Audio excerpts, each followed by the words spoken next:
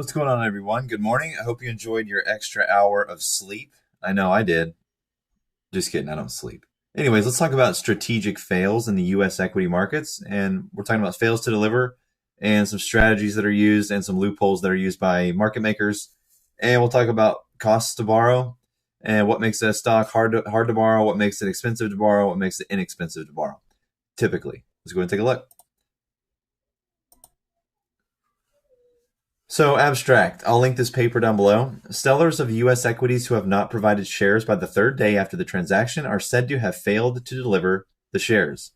The findings suggest that many firms allow others to fail strategically simply because they are unwilling to earn a reputation for forcing delivery and hope to receive quid pro quo for their own strategic fails. Now, quid pro quo is a favor or advantage granted or expected in return for something. The implications of these findings for short sale constraints, short interest, liquidity, price volatility, and options listing in the context of the recently adopted Securities and Exchange Commission regulations show. In U.S. equity markets, sellers are required to deliver shares in return for payment by the third day following the transaction, i.e. T plus 2. Or it was T plus 3, but it got moved up to T plus 2 in 2017. So that should have said by the second day. Now, most trades are cleared and settled through the NSCC, or the National Securities Clearing Corporation, using a multilateral netting operation called the Continuous Net Settlement System, or CNS system. Many broker-dealers are either clearing members of NSCC or negotiate arrangements to clear through NSCC clearing. Shares that are not delivered by T plus 3, it should say T plus 2, are called fails to deliver, or fails. At the close of delivery processing each day, the NSCC determines any failure to deliver and matching failure to receive position, if it exists, for each issue for each clearing member. Any clearing member with a failure to receive position has the option of notifying the NSCC that it wants to try to force delivery of buy-in, some or all of that position. The NSCC then notifies clearing members with failed to deliver positions in that security by sending retransmittal notices. Now, speaking of buy-ins, now the SFT service that we're waiting to get approved has buy-in, recall, and accelerated settlement. So this is why I firmly believe the SFT service is going to be the key. Now, the NSCC prioritizes notification according to the age of the failure to delivery position. Members with the oldest fail receive the transmittal notices. If these clearing members do not deliver shares as requested within 2 days after the buy-in request, the failure to receive party has the option to request that NSCC buy in the securities. The NSCC then executes the buy-in order to purchase the shares and passes any loss on to the parties that failed to deliver.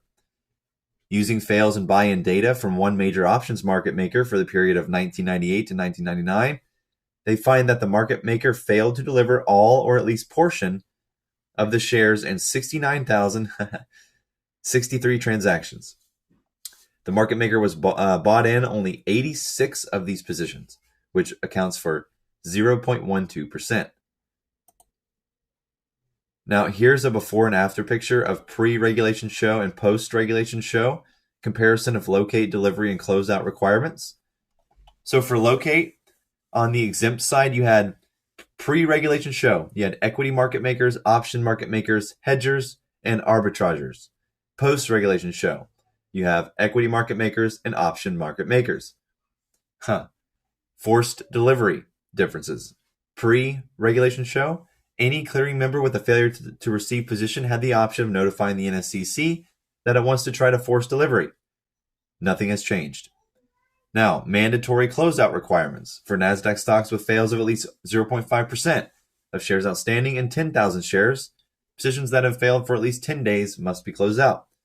Now, that's been updated to, for stocks issued by Section 12 and Section 15D filers, for example, stocks listed on NYSE, Amex, NASDAQ, or the OTCBB, which recently got discontinued, with total fails of at least 0.5% of shares outstanding and 10,000 shares for 5 consecutive days, are on the threshold list. Now, previously, equity market makers, option market makers, hedgers, and arbitragers were exempt. Now, what is exempt here? Pre-existing failed positions. as well as new short sales that are option market makers, hedges for pre-existing option positions. Other deterrents, NASD rules prohibit prohibit further short selling by those with fails to deliver of that security for at least 60 days. Those with fails of at least 10 days in the above threshold stocks cannot make further short sales until fail position is closed out unless stock has already been borrowed or arranged to be borrowed. Sorry, I'm losing my voice today. So the likelihood of persistent fails in a security increases with its borrowing costs. So there's a paper written in 2019 by D. Avolio that documents that many listed stocks can be borrowed relatively cheaply. In fact, the short seller receives an interest rebate to compensate for the fact that in borrowing securities, he or she has made a security collateralized cash loan to the security lender. However, some stocks, primarily low-priced, illiquid issues with little to no institutional ownership, are expensive to borrow, or special. In extreme cases, security lenders may even demand a negative rebate. Evans et al., written in 2003, notes that failing to deliver shares is economically equivalent to borrowing shares at a zero rebate rate. So all this repo stuff that we had going on this year at a 0% repo rate, that was basically failing to deliver the whole market, or the whole treasury market. Now, options are listed on roughly 1/3 of equity issues that are listed on the NYSE, Amex, and NASDAQ, and the likelihood of persistent fails in a security increases if it has options listed. Options market makers may maintain short stock positions for longer periods than equity market makers. Thus, strategic fails by options market makers may make stocks with options listing more likely to experience persistent fails. The likelihood of persistent fails in a security increases with illiquidity. As noted by the Knight Trading Group, equity market makers may take months to cover short positions in illiquid stocks. Factors making stocks expensive or hard to borrow. So the cost to borrow goes down with market cap, goes down with the percentage of shares held by institutions, goes up with turnover, goes down with cash flow as a percentage of assets, increases for low book to market or glamour stocks, increases if the issue has had its initial public offering in the last 12 months, and lastly, it increases with internet message board activity. Now, here's the prediction from this paper, right? So they predicted that post-regulation show, liquidity will decrease and short sale constraints will increase, particularly for stocks that are expensive to borrow. As institutions are more likely to be lenders in the market for stock loans, stocks with little institutional ownership will likely become even less liquid. Stocks that trade on over-the-counter bulletin board and pink sheets had average institutional holdings of only 1.3% of shares outstanding for our sample period and are likely to be among the hardest hit. Options listing will decrease for stocks that are expensive to borrow. Short interest will decrease, especially for expensive to borrow stocks. As a result of or in anticipation of mandatory closeouts, illiquid, expensive to borrow stocks may be more likely to experience temporary short squeezes and increased price volatility. So I think it's pretty damn spot on. We're sitting right here in a liquid stock. It's expensive to borrow and pretty volatile. Anyways, I like reading these papers. They're interesting. But those are strategic fails.